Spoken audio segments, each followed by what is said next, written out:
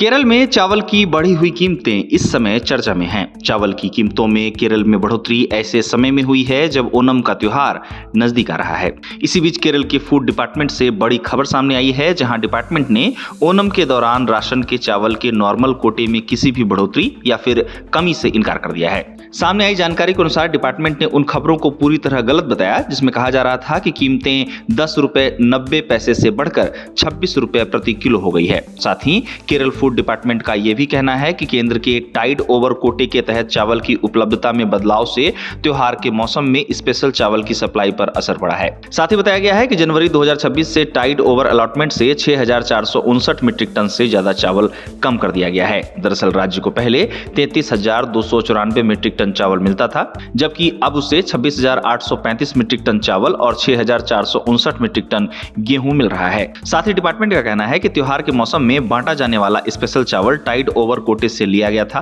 विभाग द्वारा यह भी कहा गया है कि राज्य की पिछली सरकार ने दिसंबर 2025 में चावल के एलोकेशन में कमी की मांग की थी और इसके बदले में उतनी ही मात्रा में गेहूं लिया था, जिससे स्पेशल ओणम डिस्ट्रीब्यूशन के लिए चावल की कमी हो गई। साथ ही विभाग ने कहा कि टाइड ओवर कोटा में कमी की भरपाई के लिए नीले, सफेद और भूरे कार्ड होल्डर्स को नॉर्मल राशन कोटा के अलावा 26 रुपए में एक्स्ट्रा चावल दिया जा रहा है। और इसमें यह भी कहा गया है कि OMSS यानी कि ओपन मार्केट सेल स्कीम चावल 23.20 रुपए प्रति किलो पर खरीदा गया था और एलिजिबल कार्ड होल्डर्स को 26 रुपए प्रति किलोग्राम पर बेचा जाएगा। बताया जा रहा है कि इस पहल का उद्देश्य लिमिटेड स्टॉक के बावजूद ओणम के दौरान लोगों को महंगे चावल से राहत पहुंचाना है। साथ ही विभाग का यह भी कहना है कि त्योहारी सीजन में अनाज की कीमतों को नियंत्रित करने के उद्देश्य से इस महीने पब्लिक डिस्ट्रीब्यूशन सिस्टम में 1,65,932 मीट्रिक टन चावल और 24,506 मीट्रिक टन गेहूं लाया गया था, जहां पीले कार्ड होल्डर्स के लिए पिछले ओणम पर मिलने वाले 30 किलोग्राम चावल और 5 किलोग्राम तक गेहूं के नॉर्मल कोटे में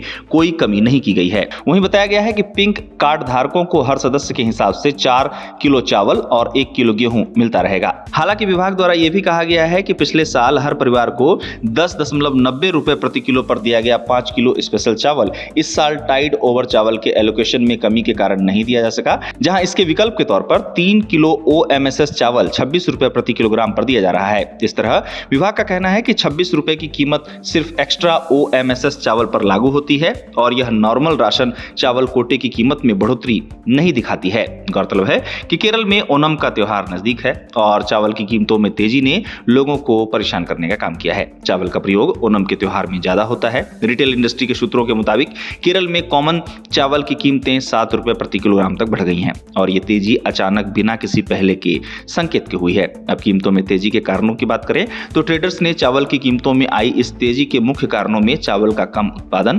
ट्रांसपोर्टेशन कॉस्ट में बढ़ोतरी के साथ ही देश से चावल ज्यादा एक्सपोर्ट होने को बताया है। अब चावल की कीमतों में तेजी को लेकर केरल की सरकार ने कदम भी उठाए हैं, जिसमें non priority ration card holders को सब्सिडी रेट पर चावल देने जैसे उपायों की घोषणा किया जाना शामिल है। साथ ही आपको बता दें कि प्रायोरिटी कैटेगरी में 6 लाख से ज्यादा परिवारों को ओणम किट भी बांटे गए हैं। अब केरल में चावल उत्पादन की बात करें तो केरल में चावल का उत्पादन केवल 5 लाख टन होता है। केरल में चावल खपत को पूरा करने के लिए आंध्र प्रदेश, तेलंगाना और तमिलनाडु से चावल का आयात करता है। साथ ही यह भी देखा गया है कि केरल के घरेलू उत्पादन में लगातार कमी हो रही है। अब ओणम के त्योहार से पहले चावल की कीमतों में केरल में तेजी इस समय चर्चा का विषय बनी हुई है, क्योंकि ओणम के त्योहार में चावल की खपत सबसे ज्यादा होती है और इसी कारण से खरीदार ज्यादा चिंतित नजर आते हैं।